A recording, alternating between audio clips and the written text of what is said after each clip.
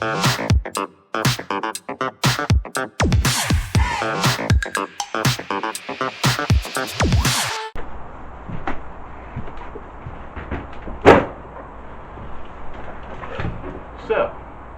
welcome to next blacksmithing video, which is starting off in my room, studio, whatever you want to call it, because I want to kind of talk about what I'm making, and I want to use some of the references I have, and also show off some books I think every young blacksmith should have some form of.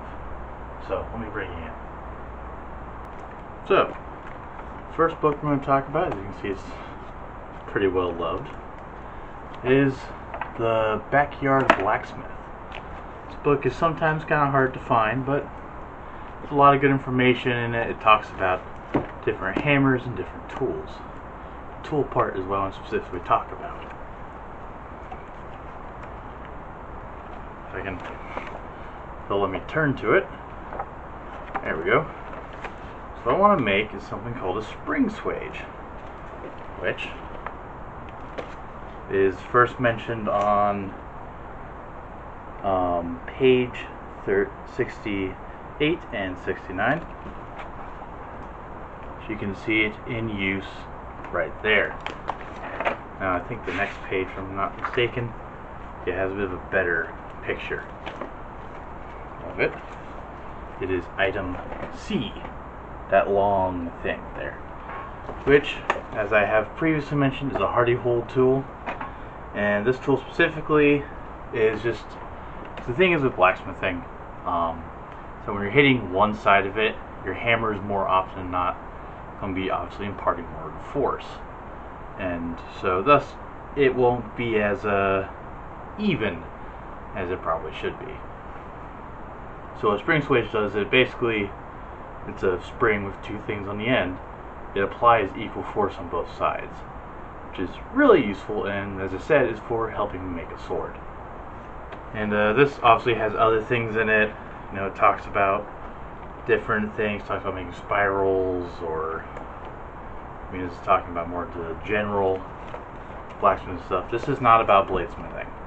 I should make that very clear. This is about classical blacksmithing, because it's not about armoring, it's not about knife making, it's not about any of that. It's about blacksmithing, which is just at least the traditional meaning of blacksmithing is just the ability to make things like hooks, handles, and anything else.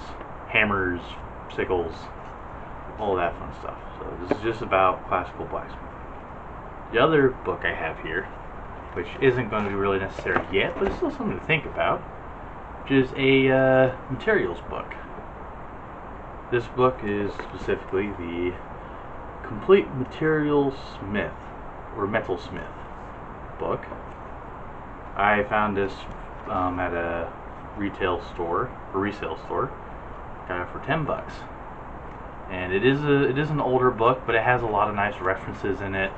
It has chapters for materials, like metals, stuff you can, and like what you're supposed to use with them, because it even talks about titanium in here, a few other things, like just kind of, and it goes over different stuff like hammers, the marks they leave behind, and their usefulness, different tools. It even talks about jewelry and like jeweling. It's a very useful book to have on hand, and obviously you don't need to get this exact book if you want to know which year, because I don't know if there's multiple years, but there probably is, knowing these kind of books. This one is specifically the 1991 publishing of this. And I mean, you know, it's kind of like just like with machinists, you got the machinist handbook. It's nice to have something where I'm like, oh, well, let me double check this thing and I can look it up in here. That's kind of the main thing I want to talk about here in the house. Now, we want to go outside, and I'm going to start up the forge, which is always a fun part. So I'll see you out there.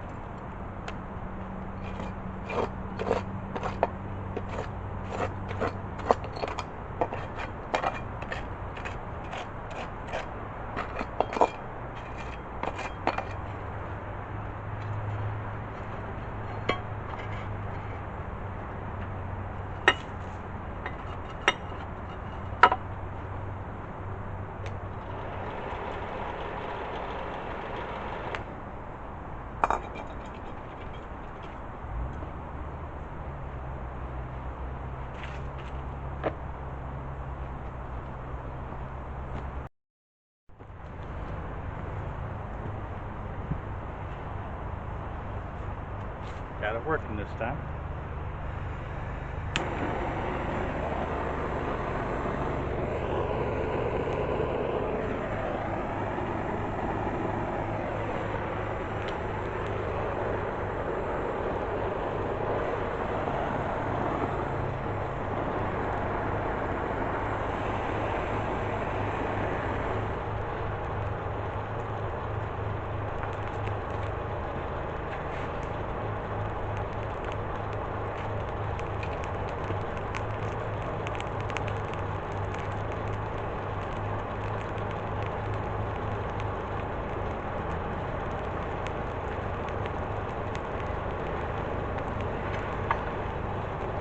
That's right. Got a move wheel.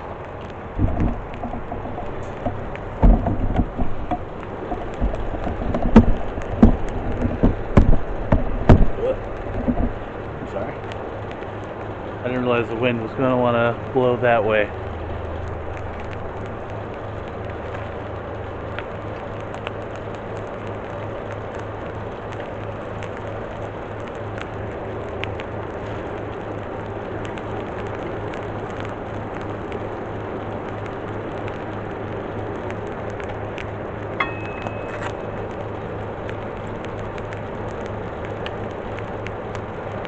And to those who may, let me bring you up here a bit. To those who may wonder why so much smoke comes out of this, because I'm using, I'm not using coke, which is pre-burnt coal. I'm using just straight up normal coal, which has a lot of impurities in it. So a lot of this is just some small bits of stuff like silica, which is in there, and there's also sulfur, which sometimes there's a lot of sulfur in there. It comes up with a nice yellow smoke. So do keep that in mind, because if say I was actually burning what's known as coke charcoal or coke coal, which is pre-burnt, which is a much more pure form, it wouldn't be smoking nearly as much. So do keep that in mind.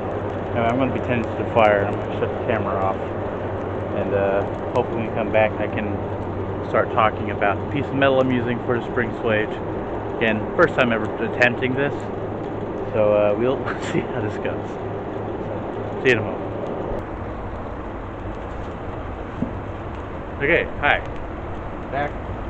Got a piece of metal on the fire. This big old honking thing. I'm going to be cutting it around here, right around that weird joint. It's an old offcut that I got at a,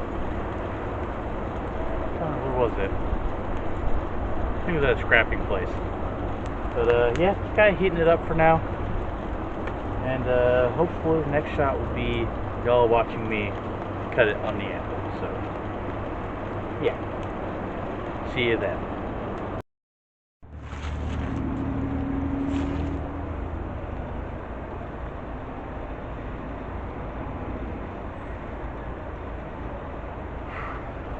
We're almost ready.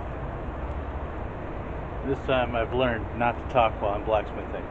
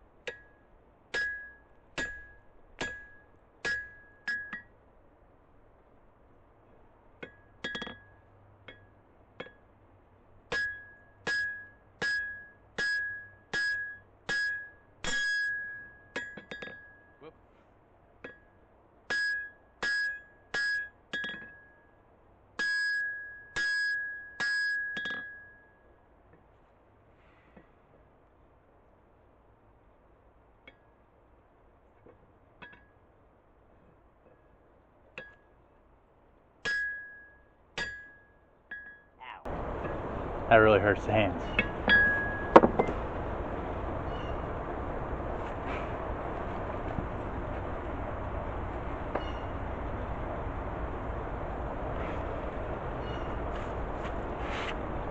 I was basically having to squish that bulbous part down so I could bend it a bit to allow the proper thinner part to get heated up, because it's too high up in my forge. So yeah, I'll be back after this next heat because it takes quite a while to warm up.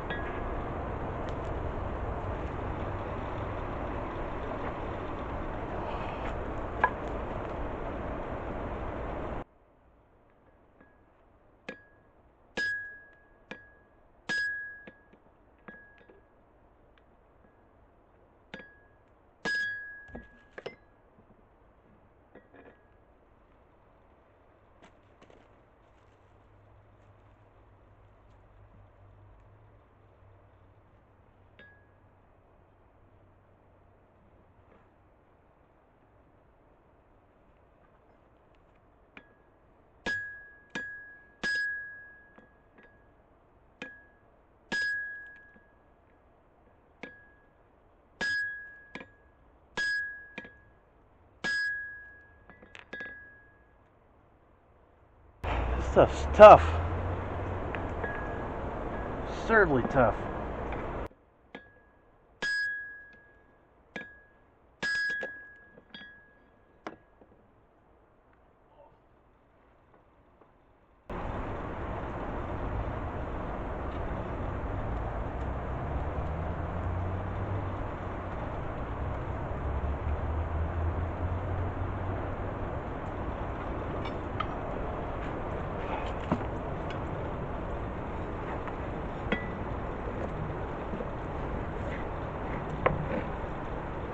Very hot.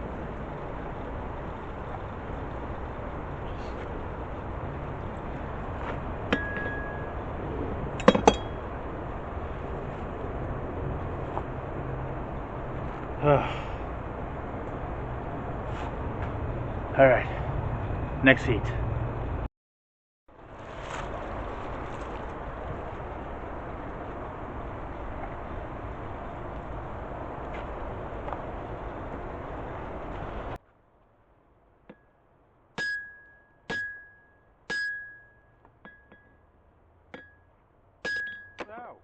Come on.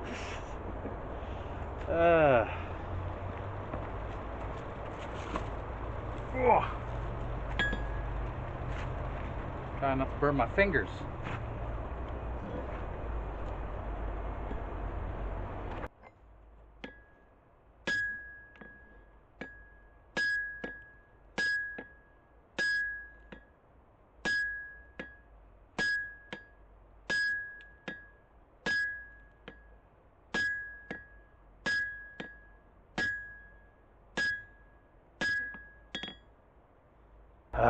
Not done.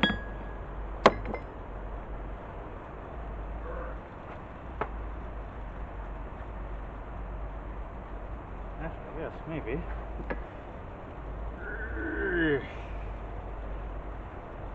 Ah.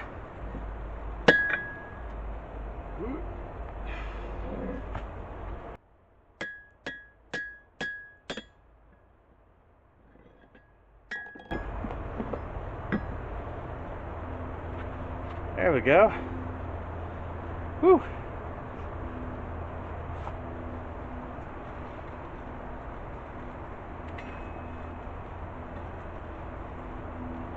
Jeez, the elasticity of this metal is wild. Oh. Guess let me tilt you down here. There you go.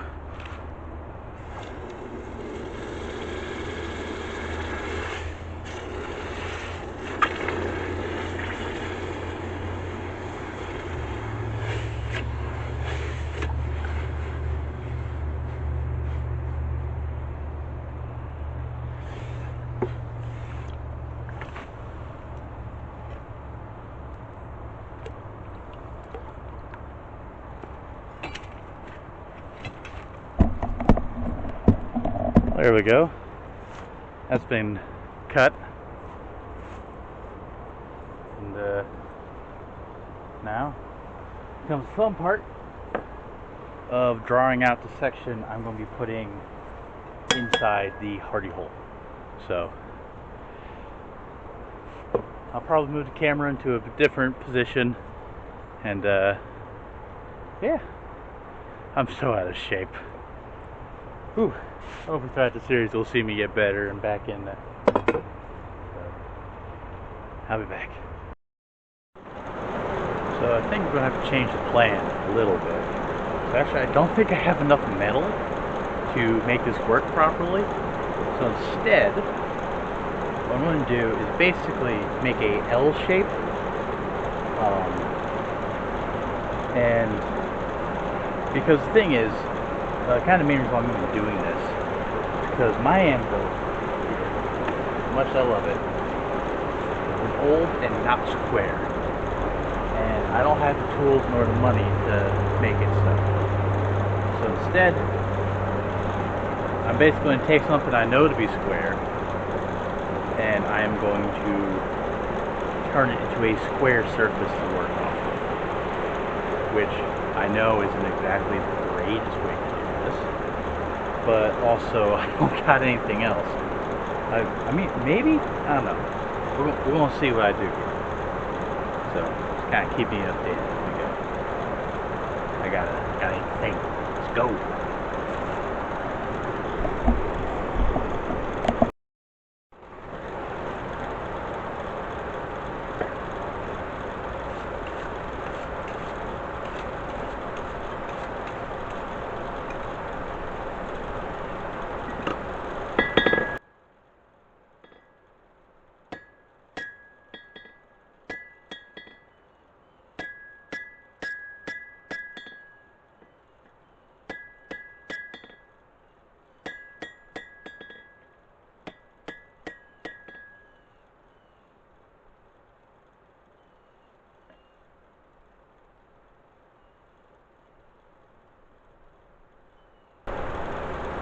It is burning from my gloves a little bit. I will fully admit that. Guess we'll try doing it there.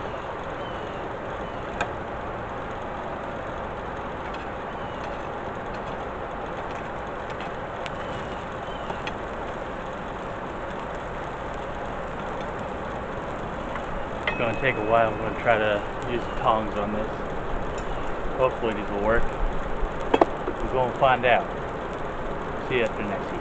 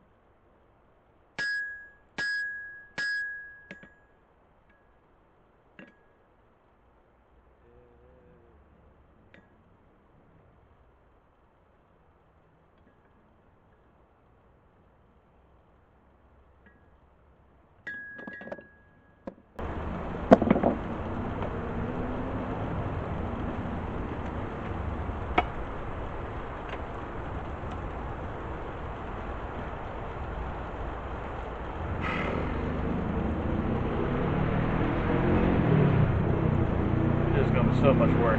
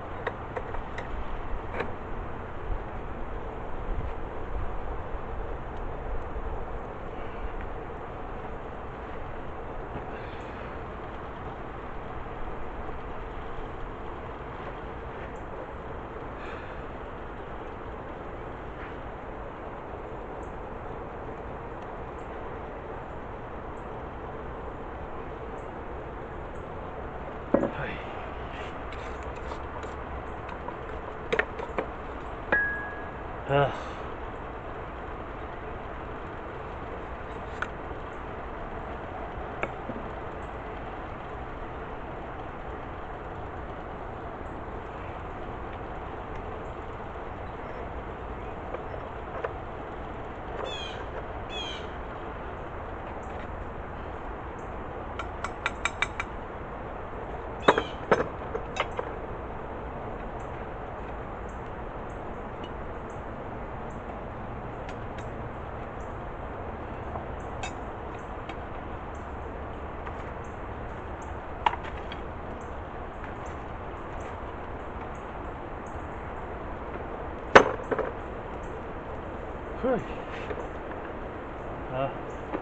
This is gonna be fun. Whew.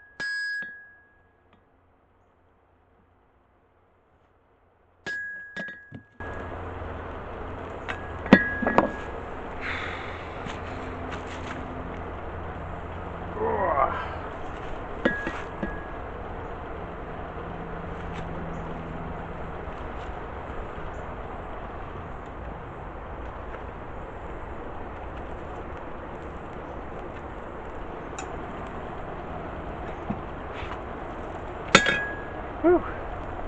So, ugh.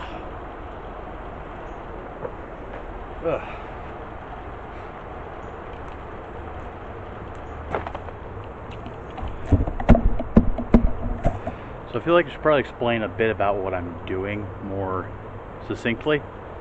So basically that bend I just put in is I'm going to basically square it up and make it to the 1-inch size. That is my hardy hole tool hole, and I'm going to make it fit into that, and then I'm going to bend the other side down, and that'll be my anvil of the spring swage. The other end I'm going to draw out another section to be the flexible spring swage, then allow me to make this thing. Hopefully should be interesting. I'll probably throw up a drawing here. Throw up a drawing right here of a. So camera just died. As I was explaining something, I don't know how much of that survived, but I now have lunch, and well, I'm gonna continue blacksmithing. I didn't expect the camera to die in the middle of that. Again, I was planning on, if it didn't show up, plan on putting a diagram of kind of what I'm doing here, kind of letting it warm up again. But yeah, luckily also the weather's great today, so it's not that bad. So, see y'all in a bit.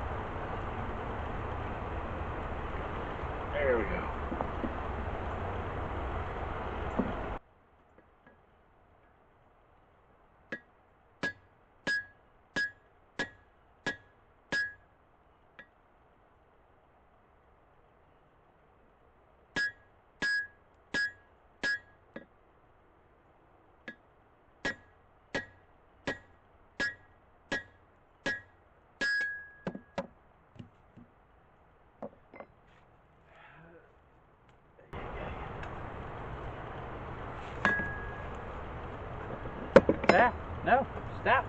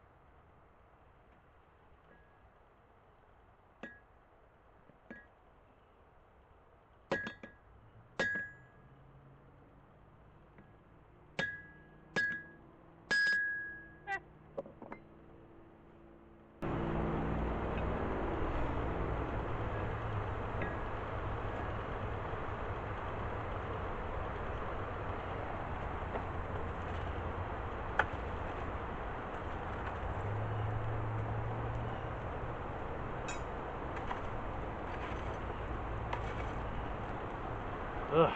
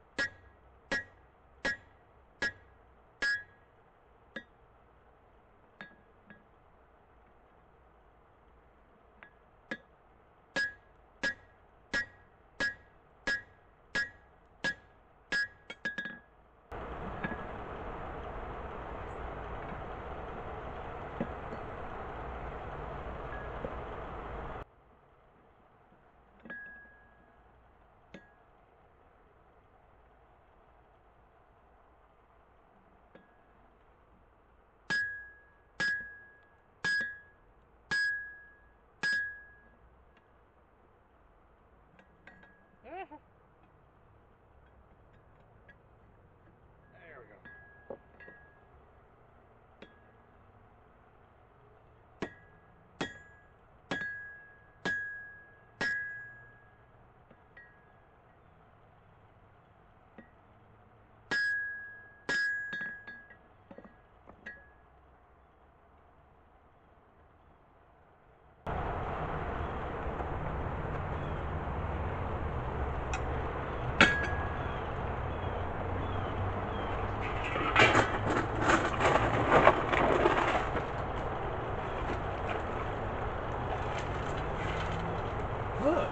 Yeah.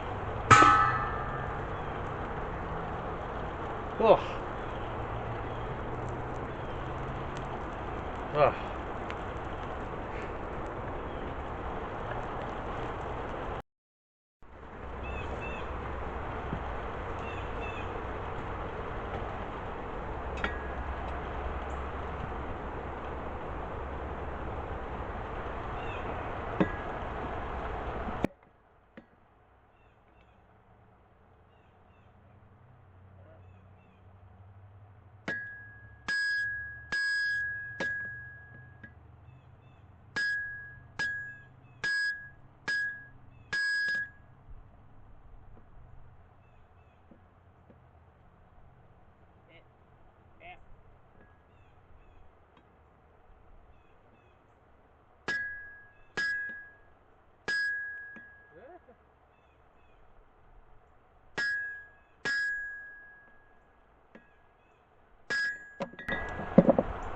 Dang.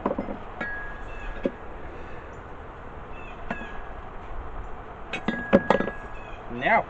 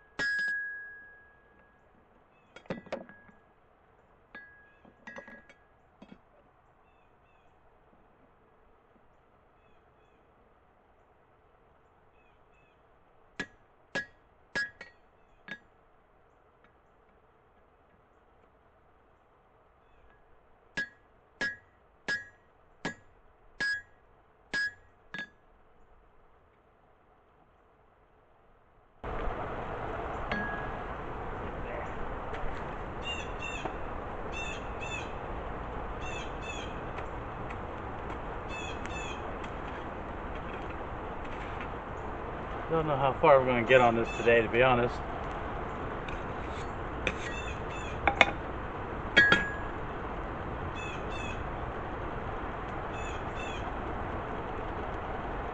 But, geez. Definitely going to need to get more practice in and kind of just get generally back in shape and better at this.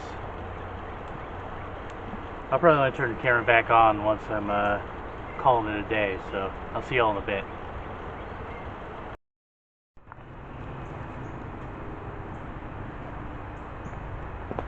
So, fortunately this is kind of where we've ended off today, mostly because I got other things to do. But, you can kind of see, this is a section I'm going to continue to beat down and to make it into the hardy hole. Then it's going to be bent down this way.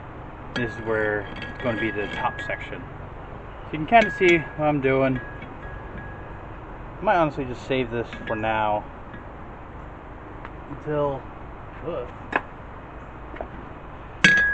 I can get more done. Again, let me see my face. Hello.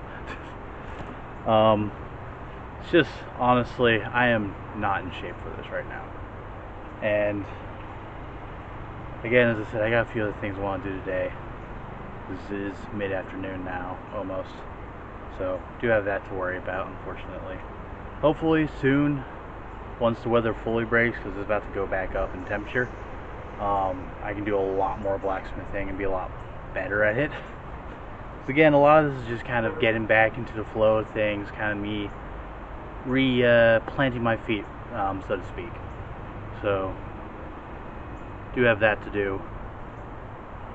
But I hope it was at least kind of fun, just watching me hit out some metal. Didn't really have a whole lot to say this time, honestly, mostly because I think I want to eventually do a more, like a separate series more dedicated to specifically blacksmithing and the history of blacksmithing, which means I need to do a lot of research. So I might do that eventually, yeah, this is kind of, I hope this is just kind of fun. It's something interesting for y'all to enjoy watching, kind of not quite ASMR, but something similar to that, where you can just have the sounds of me doing it, and you'll hear my every so often random expletives or whatever else. But yeah, I'm gonna go have a cup of tea and kind of cool down a little bit, because as I said, while it is nice, I'm still standing next to a really hot fire. Oh, one thing I should probably mention. One thing I am doing is that I just set the piece into the cooling down fire. Why did I do that? Because I'm trying to anneal it a little bit by having it cool down slower. I think probably what I'm going to do is I'm going to show a photo of the grain structure in metal here. Kind of just talking, like, because I mean, grain structure is very important, and like for hardened steel, like good hardened steel, you want martensite, but also you want to relax the grains every so often, which annealing does. I don't have a bucket of sand for that, because that's the best thing, because sand is super good insulant. But yeah, gonna continue working on this. Again, I don't know what kind of metal this is. This metal is hard to move, because like I've worked with railroad spikes. I have a few axe heads I made out of it, which I still need to finish up, and that stuff's way easier to move around. It's a lot nicer feeling to hit.